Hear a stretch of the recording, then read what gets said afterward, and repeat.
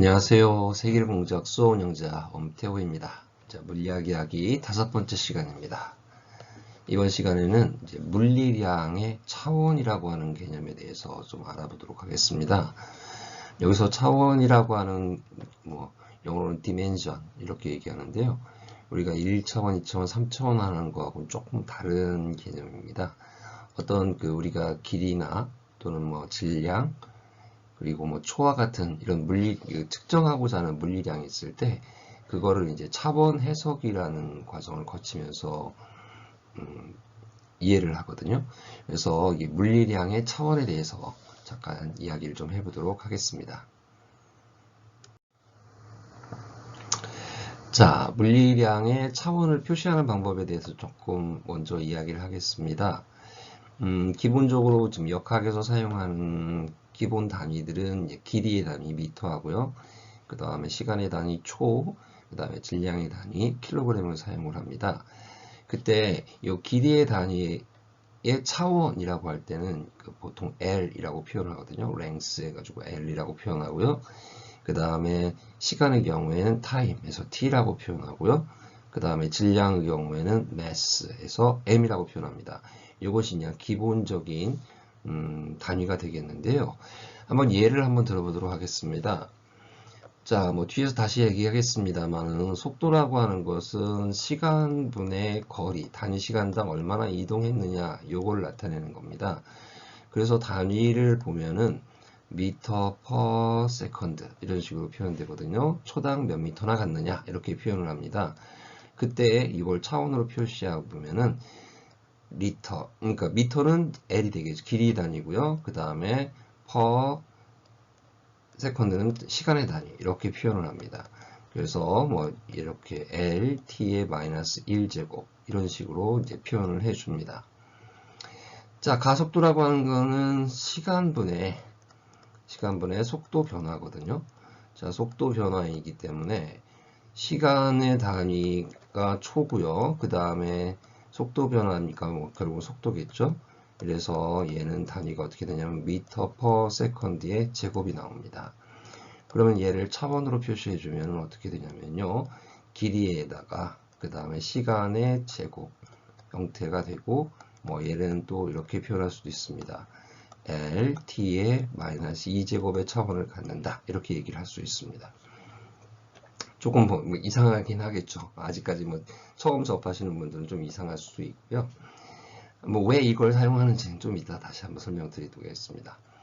예를 들어서 면적 같은 경우에 예를 들어서 직사각형이 있다라고 했을 때 가로가 있고요. 그 다음에 이 세로가 이렇게 길이가 주어져 있을 때 면적은 가로 곱하기 세로 이렇게 표현할 수 있겠죠. 그러면은 미터 단위 곱하기 미터이기 때문에 얘는 차원 해석으로 하면 길이의 제곱 이런 차원을 갖습니다. 이런 식으로 차원을 갖는다라고 얘기를 하는데요. 왜 이 차원을 얘기하는지 한번 좀 생각을 한번 해보겠습니다. 자, 차원 해석을 왜 해줘야 되는가라는 거에 대해서 좀 얘기를 좀 해보겠는데요.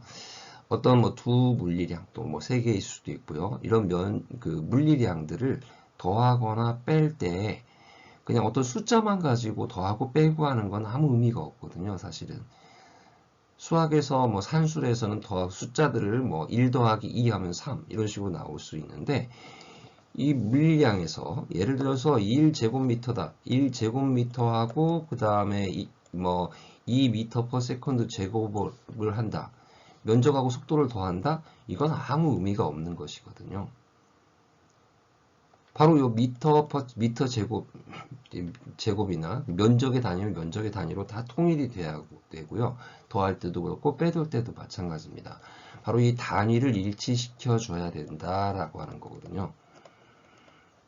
그런데 이 단위는 각 나라마다 또 사람마다 사용하는 단위들이 다를 수가 있습니다. 그렇다고 했을 때 우리가 일치시켜 줘야 되는 건 뭐냐면은 그 물리량의 단위의 차원만큼은 일치시켜 놓고 나중에 그거를 서로 변환시켜서 하나의 단위로 일치시켜 줘야 된다는 얘기입니다. 자, 그래서 A라는 물리량이 있는데 A라는 물리량이 B라는 물리량과 C라는 물리량으로 이렇게 더해진다라고 할 때는 반드시 왼쪽과 오른쪽에 있는 것이 모든 것의 차원이 일치해야 된다. 이런 얘기입니다.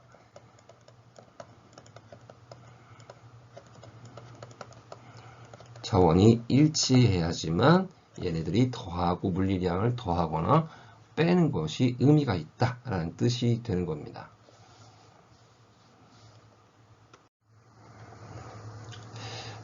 차원 해석이 이제 어떻게 이용이 되는지 한번 잠깐 알아보도록 하겠습니다. 어떤 물리 공식이 이런 식으로 표현됐다고 한번 가정 한번 해보겠습니다. 근데 이거를 보시면 이제 물리학을 조금 공부하신 분들, 이제 고등학교에서 물리학을 공부하신 분들은 어서 많이 본 듯한 식일 겁니다. 근데 약간 뭔가 어디선가 이상한 게 있어요. 과연 이 식이 맞는 것이냐 이걸 한번 체크를 해봐야 되는데, 자, 여기서 x하고 x0에 해당하는 것은 그 물체의 위치를 표현합니다. 그래서 어떤 기준점으로부터의 거리를 표현하는 거거든요. 로부터의 거리로 표현하니까 얘네들은 길이가 L이라는 차원, 길이니까 L이라는 차원을 갖습니다. 자, 그 다음에 여기에 V0라고 하는 항이 들어가 있습니다. V0. 이거는 뭐냐면 속도항입니다. 속도항이니까 얘는 앞에서 말씀드렸듯이 길이, 차원을 따지면 길이, 그 다음에 per second 이렇게 되니까 L 나누기 T 차원을 가지니까 LT의 마이너스 1제곱의 차원을 갖는다. 이렇게 얘기할 수 있겠죠. 그리고 여기 들어있는 T의 경우에는 시간입니다. 시간이니까 이건 당연히 T의 차원을 갖겠죠. 자, 그러면 여기 두 개 나왔을 때 V0T를 해놓는다는 얘기는 바로 LT의 마이너스 1제곱하고요. 그 다음에 T를 이게 곱해놓은 차원을 가지니까 결과적으로는 L이라는 차원을 갖습니다. 그러니까 X0하고 그 다음에 V0T를 곱해놓은 것은 차원이 일치하기 때문에 관계가 없습니다. 자, 근데 여기에서 이제 2분의 1 AT라는 항이 들어갔습니다. 자, 여기 A항에 해당하는 것이 뭐냐면 가속도라고 한번 가정 한번 해볼게요. 가속도는 앞에서 얘기했듯이 L 나누기 T의 제곱. 요만큼의 차원을 갖습니다. L T의 마이너스 2제곱. 이렇게 되겠죠. 근데 여기에다가 AT라고 하는 것의 차원을 한번 생각을 한번 해보자고요. 그러면 L T의 마이너스 2제곱이고요. 그 다음에 시간이니까 T가 돼버리면 얘는 L T의 마이너스 1제곱이 돼버리네요. 그러면은 지금 앞에서는 길이에 해당하는 L 차원을 갖고 V0T도 L 차원을 갖는데 2분의 1 AT라고 표현된 거에서는 사실 차원이 앞에 있는 2분의 1의 경우는 차원이 없습니다. 차원이 없는 경우는 이제 뒤에서 다시 한번 얘기를 하겠고요. LT의 마이너스 1제곱의 차원을 가져요.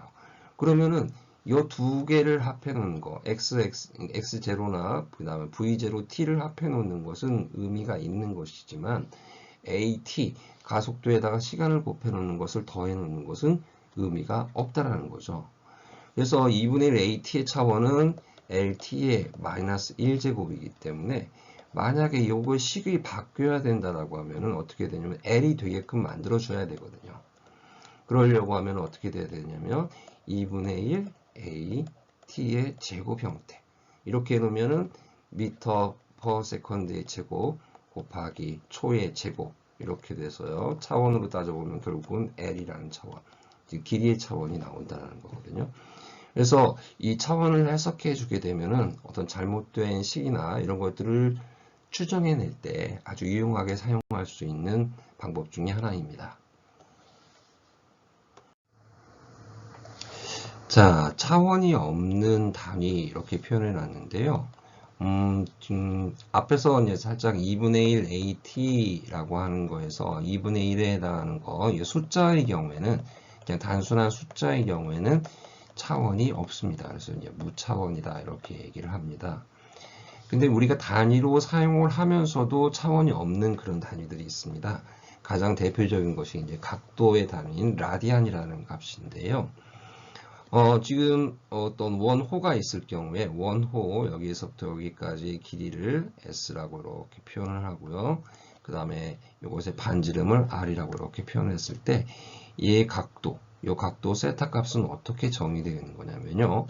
세타 값의 정의는 r분의 s 이렇게 표현이 됩니다. 반지름분의 원호의 길이로 정의가 됩니다. 자, 얘를 보면은 차원에서 보는 길이, 반지름도 길이 차원이고요. 그 다음에 원호의 길이도 길이 차원이니까 결국은 1이 되죠. 그래서 이런 경우는 차원이 없다. 이렇게 얘기를 합니다. 자, 우리가 각도를 이제 표현할 때 우리가 많이 사용하는 표현이 이제 뭐 30도 이런 식으로 디그리로 이렇게 표현을 하거든요. 각도로 이렇게 표현하는데 사실은 이거는 과학적인 단위계는 아니고요. 실제로 각도는 뭘로 표시되어 있냐면 라디안이라고 하는 숫자 수로 표현을 해줘야지만 됩니다. 라디안은 건 수거든요. 그 수로 표현을 해줘야지만 이제 올바른 식이 얻어낼 수가 있고요. 실제로 이제 우리가 가장 대표적인 라디안 값 중에 하나가 바로 파이라고 하는 값이죠. 이 파이라고 하는 것은 뭐 우리가 알려져 있고요. 뭐 3.14, 뭐 1592, 뭐 이런 식으로 이렇게 쭉 계속 가서 무한리로 가는 숫자에 해당하는데, 이 파이 라디안이다 이렇게 얘기를 합니다.